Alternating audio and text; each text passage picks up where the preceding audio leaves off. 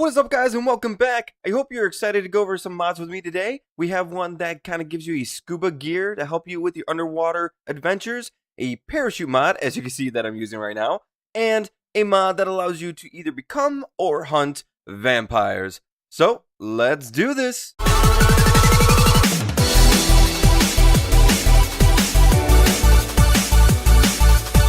So one of the coolest things about Minecraft is there's plenty of ocean areas to explore, but the problem is if you ever wanted to go and explore them, you'd have a really hard time unless you had some kind of enchantment to let you see underwater or swim faster underwater to kind of explore anything you really wanted to. Well, we have a mod that's going to help you out a lot with that without having to enchant your item. The mod is called Underwater Utilities by Shadowfax MC. This mod author is awesome. I love all of his content. He makes really good stuff, and this mod definitely shows off some of the cool stuff he can do. As you see right now, I have a couple items on me, the scuba breather and the scuba tank. These are a couple items among many that are in this mod. Actually, not too many, just a couple, but all of them serve their purpose in this mod. To go ahead and start off, you're going to want to go ahead and create the oxygen collector, which collects oxygen from the air. It's kind of self-explanatory. The thing is, you're going to need some kind of tech mod in order to get it to work because it runs off of RF power, and it runs off a couple other kind of power, but RF is my main source of getting power from tech mods. So if you wanted to, I'd go ahead and get actually additions.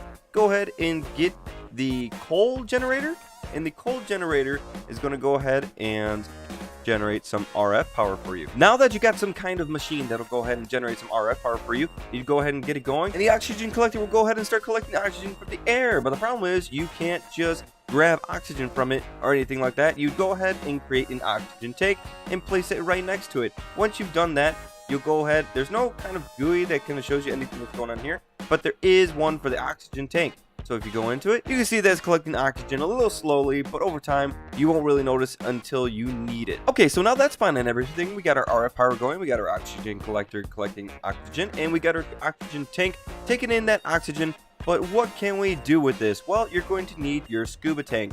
Scuba tank is something that holds oxygen that you can put on yourself. So what you do is go into your oxygen tank, take your scuba tank, put it in this slot right here, and over time it's going to take up all the oxygen your oxygen tank has been holding up. So this is pretty neat because you can actually have a couple scuba tanks on you if you really wanted to, and a couple oxygen tanks around your oxygen collector, collecting oxygen over time, so that when you're down in the ocean, you're not worrying about running out of oxygen at all. So I went ahead and grabbed my scuba tank right out of the oxygen tank. I'm going to go ahead and put it in this slot right here. I'm going to go ahead and go into survival mode. So 1 second. Just like this, and we're going to jump into the ocean and show you what happens. You see down right above the food saturation, it's going to show you a couple bottle tanks that shows you how much oxygen you have. And if you went into your armor slot, you're going to see that over time, your scuba tank is losing oxygen, actually pretty rapidly. So you'd actually need maybe a couple scuba tanks on you to make sure you don't run out, especially if you're going and taking on a underwater temple or something like that. You may also notice that the water looks really clear. I can see just about everything under here, especially around those coral reefs. Those are really bright. In order to see underwater like this, you're gonna have to go ahead and create some scuba breathers. Scuba breathers are created with goggles and some leather. You'll be able to create a scuba breather that'll allow you to use that scuba tank with the goggles to see underwater like I am right now. So one of the last items I wanted to go ahead and go over is the snorkeler. The snorkeler is a little different. It doesn't need any kind of scuba tank or oxygen. It's because it only works when you're a couple meters above the water. So if I were to go ahead and jump into the water and show you guys, it's probably not going to work right away. I'm going to have to go ahead and go in survival mode. But while I'm in survival mode, as you see, the little bubbles, they're not moving or anything. That's because I have the snorkeler on, and I am a couple meters below the water. Oh, it's starting to go down now because I went down too much. But as long as you're just a couple meters below the water, you're going to never run out of oxygen. Alright guys, right on to the next mod. This next one is called the Parachute mod by Smod.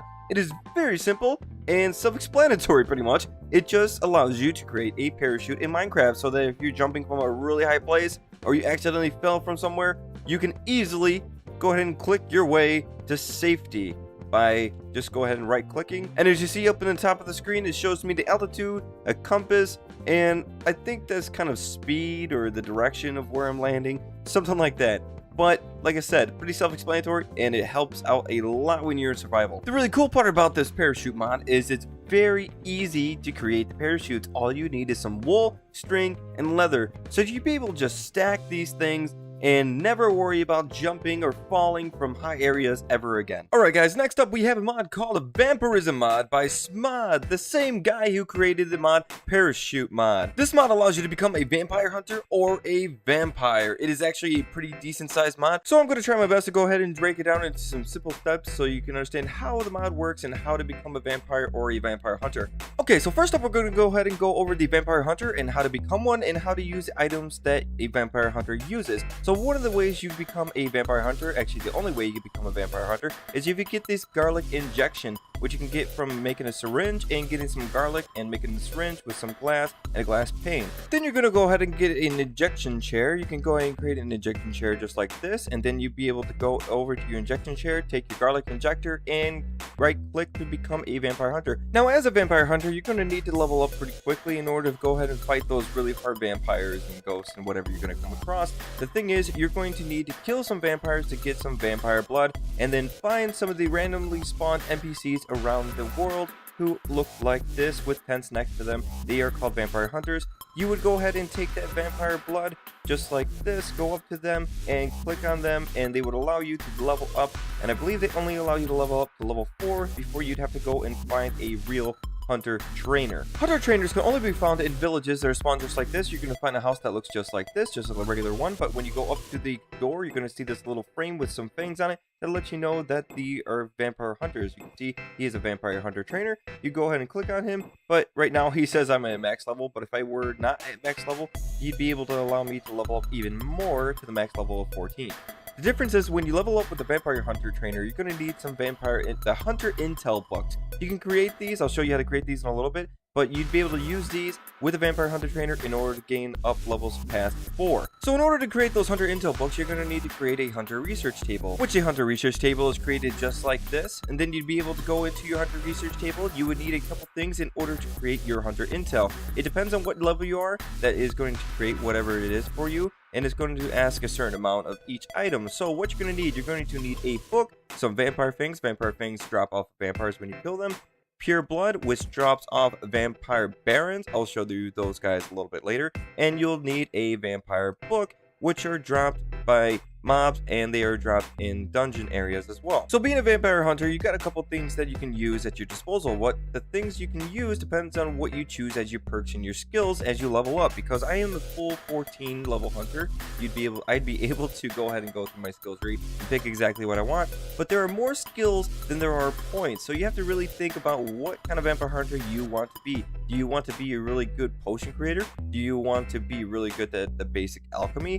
Or do you want to be really good at crossbows? Or do you want to be really good at the weapons you wield? So dealing with like basic alchemy, you'd be able to create this alchemic cauldron, which you'd be able to create some alchemic fire, which is used in a couple different items. But this is how you use it. Yeah, this is how you create it. You create some holy water with gunpowder inside the alchemic cauldron. You create alchemic fire, which an alchemic fire can actually be used to create spitfire, which are arrows that you can use in your crossbows or regular bows to shoot at your mobs in an AoE damage area. And then of course I already showed you the Hunter Research Table. This is used to create your Hunter Intel in order to gain more levels. Then you have the Altar of Cleansing. Say you were a vampire and you got bit by a vampire on accident or something like that, you'll be able to go to this altar and click on it and cleanse yourself. Then you have the Garlic Diffusers. These are created to put in your areas, maybe your base or something like that, to keep vampires away. This one keeps vampires by a 5x5 chunk area away from you, so you won't have to worry about them coming into your area.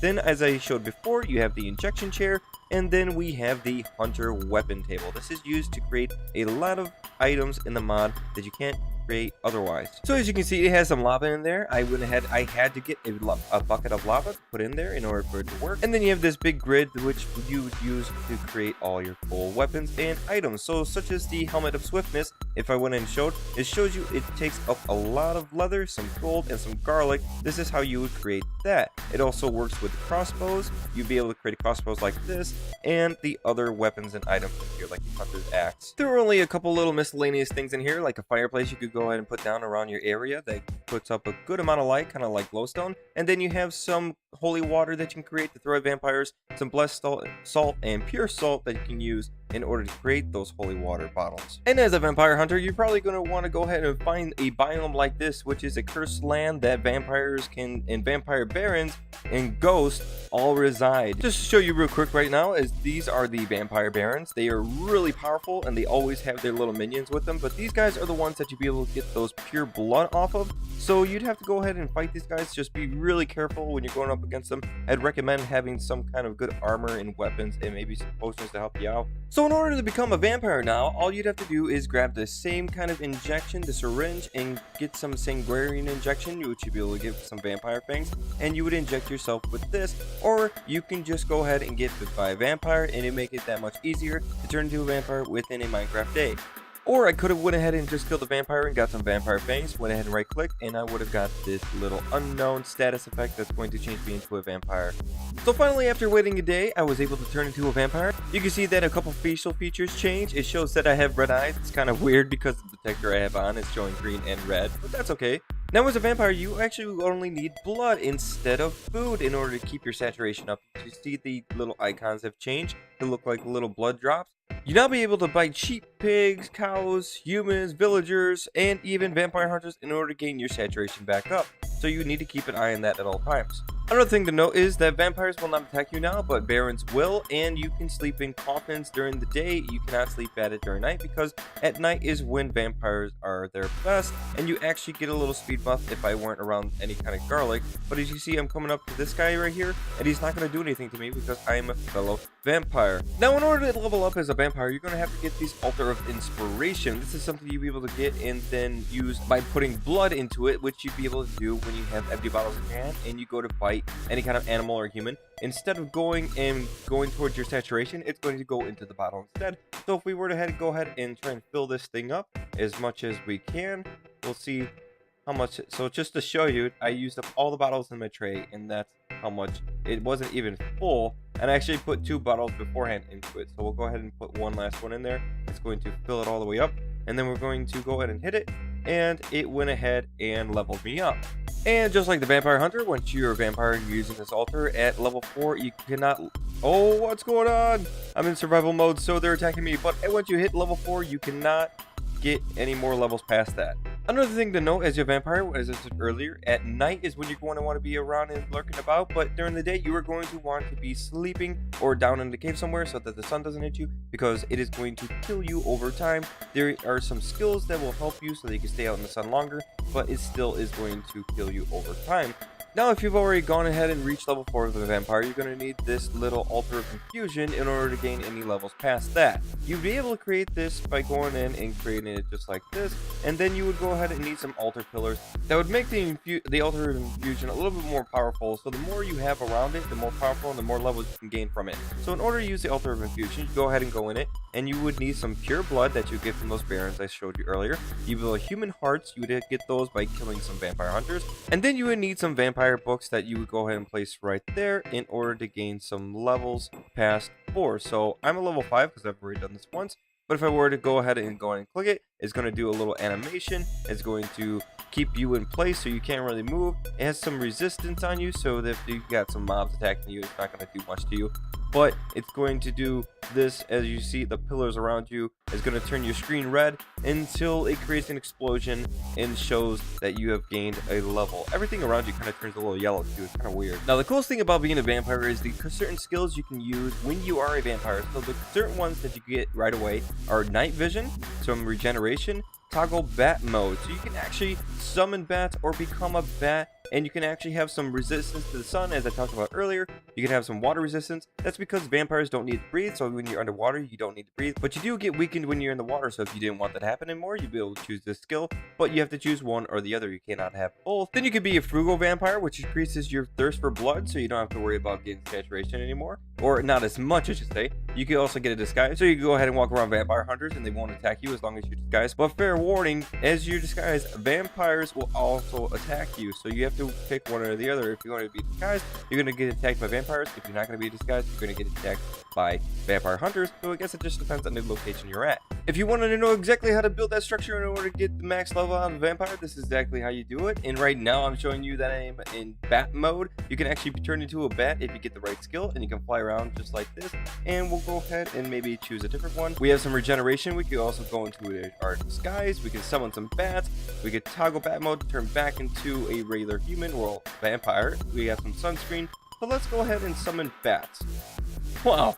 That is nuts. Look at that. All those bats flying all around. One of the real things to watch out for is when you're actually going around and biting animals in order to replenish your saturation, you have to be careful of them turning into vampires as well. There is a chance that they can turn into vampire cows just like that and turn into a vampire cow. So if I was in survival mode, he would actually try and attack me. But this could happen to all animals. Cows, horses, chickens, everything. Or they're just going to die like that. So that is one thing to watch out for. Alright guys, that's pretty much it for me. I hope you enjoyed all the mods I covered today. I know the last one is a little bit longer, but I felt it was a really good mod that needed to be showcased and showed to all of you guys. So if you would, leave me a comment down below if you check out any of these mods and if you enjoy them like I did. And as always, subscribe to my channel to get content like this every weekend. Thanks again guys.